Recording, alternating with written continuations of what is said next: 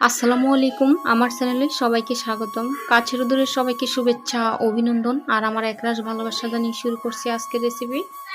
তোমরা সবাই দেখছো যে সেম কুকিং স্টুডিও বরাবরের মতো তোমাদের সাথে আছি আমি জান্নাত। আর আজকে তৈরি করে দেখাবো ডিম আর মশার ডাল দিয়ে অসাধারণ একটি রেসিপি। তো মূল উপকরণ চলে এলাম। দেখো, প্রথমে চুলায় ফ্রাইং প্যান বসিয়ে সাদা তেল গরম করে নিয়েছি, আর এখানে দেখো একটু লবণ দিয়ে দিচ্ছি। তো মাঝে মাঝে এই প্যানটা আমি তরকারি রান্না করি, সেজন্য ডিমটা ভাজার সময় লেগে যেতে পারে। তো এইভাবে করে লবণটা মাখিয়ে নিলে অনেক অংশেই কমে যায়, ভাঙার চান্সটা অনেক অংশেই কমে যায়। লবণটা ভালোভাবে মেখে নিয়েছি। এবার এক এক করে আমি 6টি ডিম দিয়ে দিচ্ছি। ডিমগুলো অফ ক্যামেরা সিদ্ধ করে আমি একটু দাগ কেটে রেখেছিলাম। তো আর বাড়তি লবণ দিব না, যেহেতু লবণটা আগে দিয়ে দিয়েছিলাম তেলের মধ্যে। এবারে প্রথমে 2 মিনিট মতো লবণ দিয়ে ডিমটা ভেজে নেব। হলুদটা একটু পরে দেবো। তো হলুদটা দিয়ে দিয়েছি। হলুদটা পরে দিলে সুন্দর একটা কালার আসে, আর হলুদটা পুড়ে যায় না, সেজন্য একটু হলুদটা পরে দিলে ভালো। তো ডিমের মধ্যে সুন্দর একটা কালার এসে গেছে, ডিমটা ভাজা হয়ে গেছে, ডিমটা উঠিয়ে নিয়েছি। এবারে দেখো এখানে কিউব করে কাটা আলু দিয়ে দিচ্ছি। আলুগুলো অফ ক্যামেরা কেটে দিয়ে পরিষ্কার করে নিয়েছি। এখন আলুগুলোও আমি ভেজে নেব। আলুর মধ্যে আর বাড়তি লবণ আর হলুদ দিইনি, ডিমের লবণ হলুদটা ছিল সেটা দিয়ে হয়ে যাবে। এখন আলুগুলোও ভেজে নেব, ভেজে তুলে নিচ্ছি।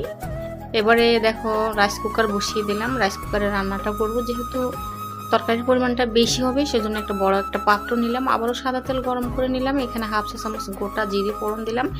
এখানে একটি শুকনো মরিচ হাত দিয়ে টুকরো করে ভেঙে দেব।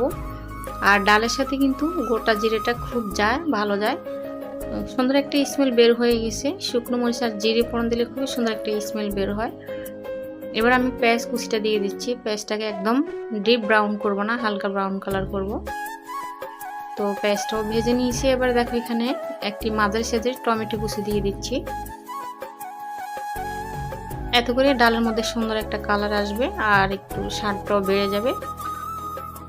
টমেটো কুচি দিয়ে আমি মোটামুটি কয়েক মিনিট ভেজে নিয়েছি।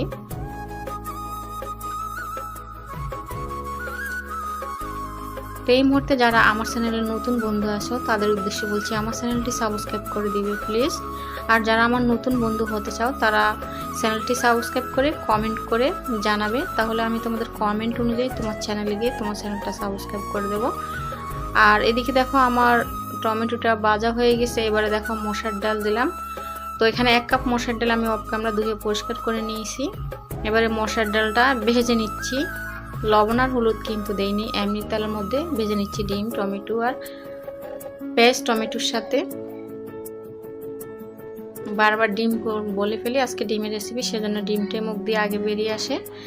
তো কয়েক মিনিট আমি মশার ডালটা ভেজে নেব। ভাজার পরে দেখবে সুন্দর একটা স্মেল বের হয়ে যায়, আর মশার ডালের কালারটাও কিন্তু চেঞ্জ হয়ে গেছে। তো এই পর্যায়ে এখানে কিছু মশলা অ্যাড করব। তো প্রথমে দিয়ে দিলাম 1 চামচ রসুন বাটা। এবারে দিচ্ছি আদা বাটা। এবারে দিচ্ছি জিরে গুঁড়ো। এবারে দিচ্ছি ধনে গুঁড়ো। ধনে গুঁড়োটা একটু কম দিলাম, আর ক্যামেরাটা গোলা হয়ে যাচ্ছে, যে ধোঁয়া উঠছে, ধোঁয়ার কারণে ক্যামেরাটা গোলা হয়ে যায়। এবারে দেখো হলুদ গুঁড়ো দিলাম, আর দিলাম লবণ, স্বাদ মতো লবণ দিলাম। এখন সম্পূর্ণ উপকরণটা ভালোভাবে আমি নেড়ে নিব।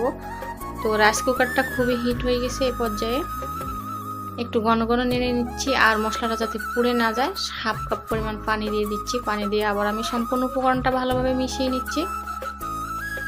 তো মেশানো হয়ে গেছে। এ পর্যায়ে আর একটু পানি দিলাম, আর 1 কাপ পানি দিলাম। পানি দিয়ে আমি এই মশলার ডালটা আর মশলাটা ভালোভাবে একদম কষিয়ে নিব। এবারে ঢাকা দিয়ে রাখছি। ঢাকা দিয়ে কয়েক মিনিট পরে ফিরে এসেছি। 4-5 মিনিট কষানোর পরে এখানে দেখো আমি ভেজে রাখা লবণ হলুদ দিয়ে আলুটা ভেজে রেখেছিলাম সেটা দিয়ে দিচ্ছি। তো খুবই অসাধারণ একটি রান্না।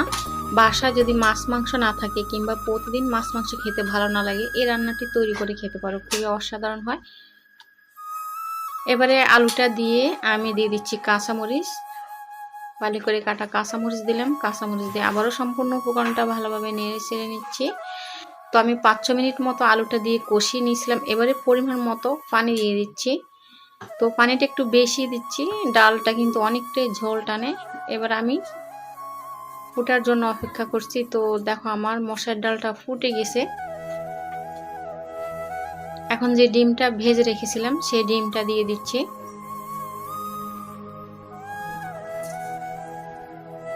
এবারে দেখো এখানে দিলাম 1/2 চা চামচ গরম মশলা। গরম মশলা দিয়ে আবারও সম্পূর্ণ উপকরণটা ভালোভাবে নেড়ে নিচ্ছি। এবারে ঢাকা দিয়ে রান্না করে নিচ্ছি। তো 10 মিনিট মতো রান্না করে নিয়েছি। 10 মিনিট পরে ফিরে এসেছি। যেহেতু আমি মোবাইল দিয়ে ভিডিও করি সেজন্য আমার একটু সমস্যা হয়, ধোয়া উঠে মোবাইলের ক্যামেরাটা গোলা হয়ে যায়, সেজন্য আমি দুঃখিত। এবারে আমি 10 মিনিট করার পরে ধনেপাতা ছড়িয়ে দিয়ে পরিবেশন করে নিচ্ছি। আমার রান্নাটা হয়ে গেছে। যেহেতু এখনও রান্নাটা গরম আছে সেজন্য এখনও জল জল দেখাচ্ছে। একটু ঠান্ডা হলে রান্নাটা কিন্তু একদম মাখা মাখা হয়ে যাবে। তো সম্পূর্ণ তরকারিটা আমি পরিবেশন করে নিয়েছি আর খুবই সুন্দর একটি কালার এসেছে মাশাআল্লাহ। তো বন্ধুরা, কেমন লাগলো আমার ডিম আর মসুর ডালের এই রেসিপি? ভালো লাগলে একটি লাইক করে দিও প্লিজ। আর প্রতিদিন এরকম ইন্টারেস্টিং ভিডিও পাওয়ার জন্য চ্যানেলটি সাবস্ক্রাইব করে পাশে থেকো। সবাই ভালো থেকো। আল্লাহ হাফেজ।